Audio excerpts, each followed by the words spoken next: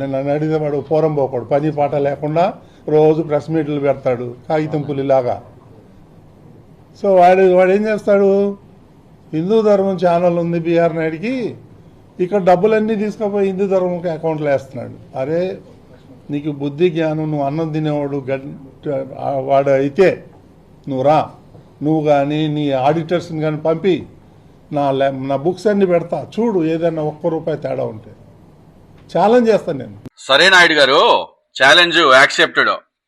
దీనికి సమాధానం చెప్తారా? ఇది చూడండి, మీ share holders information Shreya broadcasting private limited TV5 ఇదే కదా మీ కంపెనీ పేరు. ఆ కింద షేర్ హోల్డర్ ఎవరండి? 10,25,000 షేర్స్ ఎవరికండి ఉండయి?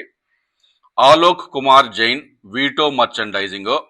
ఈ ఆలోక్ కుమార్ జైన్ అసలు ఏం చేస్తాడు? ఈయనకి 2 కంపెనీలు ఉన్నాయి, 2 కాదులు ఇంకా ఎక్కువే ఉన్నాయి అనుకోండి. Leisure play, WYZ games India private limited. ఈ కంపెనీని ఏందని చేసేదే? ఈ మధ్య బాగా ఫేమస్ అయిందే, మన మూర్తి కూడా కొంచెం ఓవర్ యాక్షన్ చేసే ఉంటాడు, దీని మీద డిబేట్లు పెట్టే ఉంటాడు. మన ఆన్లైన్ బెట్టింగ్, ఎంతో మంది ప్రాణాలు పోవటానికి కారణమైన ఆన్లైన్ బెట్టింగ్ వీళ్ళు చేసేది గదే. అటువంటి డబ్బులన్నీ యాడ్ ఇన్వెస్ట్ చేస్తున్నారు, ఇంకో TV5లో చేస్తున్నారు.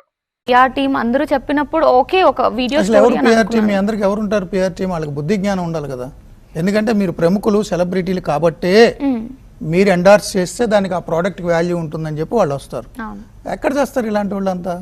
మరి ఆన్లైన్ బెట్టింగ్ మీద ఇలా ఎన్నో డిబేట్లు పెట్టి ఎన్నో నీతులు చెప్పినారు ఇదే ఛానల్లో.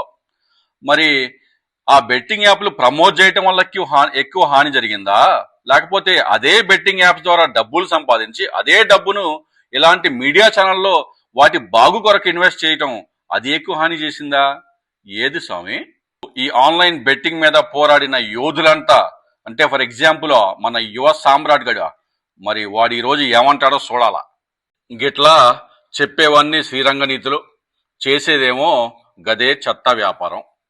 మరి ఈ లీజర్ ప్లే కాకపోతే ఈ WYZ గేమ్స్ చేసేది ఏందో చూడండి. రమ్మీ సాఫ్ట్వేర్లు, ఆన్లైన్ కెసినో గేమ్లు, ఇవే కదా మనుషుల ప్రాణాలు పోవటానికి రీసెంట్ గా ఎంతో కాంట్రవర్సీ అయింది. మరి ఇటువంటి ఆన్లైన్ బెట్టింగ్ గేమ్స్ ఉన్న వాళ్ళతోటి మీకున్న సంబంధాలు ఏమిటి సార్? బయట పెడతారా? సరే, ఇదే TV5 షేర్ హోల్డర్ అయిన ఈ వీటో మర్చెండైజ్ ఒక కంపెనీ యొక్క ఇంకొంచెం ఇన్ఫర్మేషన్ లాగితే, అంటే 2021లోని కేసు అండి ఇది.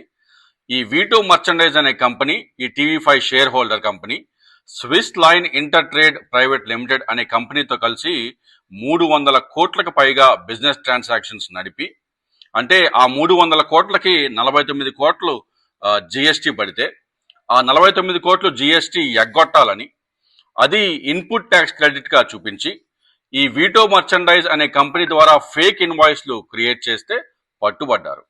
సరే అని ఆ వీటో మర్చెండైజ్ కంపెనీ ఎక్కడుందో వెతికితే అసలు ఆ కంపెనీ ఆ ప్లేస్ లో లేనే లేదు, అంటే రిజిస్టర్ చేసిన ప్లేస్ లో లేనే లేదు. అంటే మీరు ఒక ₹1000 బిజినెస్ చేశారనుకోండి, దాంట్లో ఒక ₹100 జిఎస్టీ కట్టవలసి ఉంటుంది.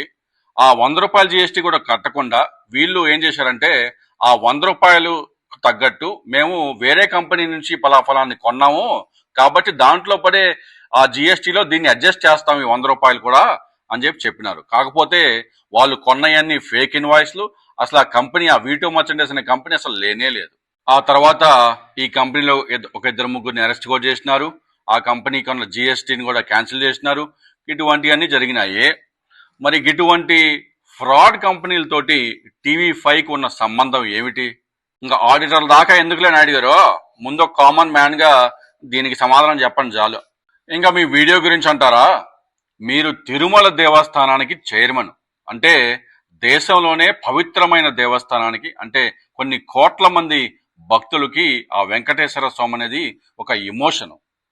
మీరు ఆ చైర్మన్ పొజిషన్లో ఉన్నప్పుడు మీ బిహేవియరు, మీ కాండక్ట్ నార్మల్ ప్రజానికానికన్నా ఒక మెట్టు ఎక్కువగానే ఉండాలి. ఈ వీడియోస్ లీక్ అయిన తర్వాత మీ బిహేవియరు, మీరు పెట్టిన ప్రెస్ మీట్లో మీ కాండక్ట్, మీరు వాడిన భాష, మీరు ఆ భగవద్గీత మీద మీరు చేసిన వ్యాఖ్యలు, ఇవన్నీ చూస్తా ఉంటే ఆ అర్జెన్సీ, అంత అర్జెంట్ గా ప్రెస్ మీట్ పెట్టిన వ్యవహారం, ఇదంతా చూస్తుంటే మీరేం మాట్లాడుతున్నారో మీ భాష మీద మీ కంట్రోలు కోల్పోయినట్టు స్పష్టంగా కనిపించింది ఆ ప్రెస్ మీట్ లో. మీరు చెప్పినట్టు మీకు ఆమెకు 30 సంవత్సరాలు 40 సంవత్సరాలు 50 సంవత్సరాలు బంధం ఉండొచ్చు, అది మాకెందుకో.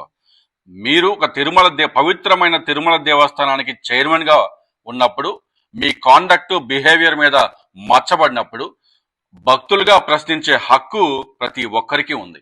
ఎందుకంటే తిరుమల దేవస్థానానికి ఉన్న స్టాండర్డ్స్ అటువంటివి. Secret institutions demand secret conduct. అదొక్కటి గుర్తుపెట్టుకుంటే చాలండి.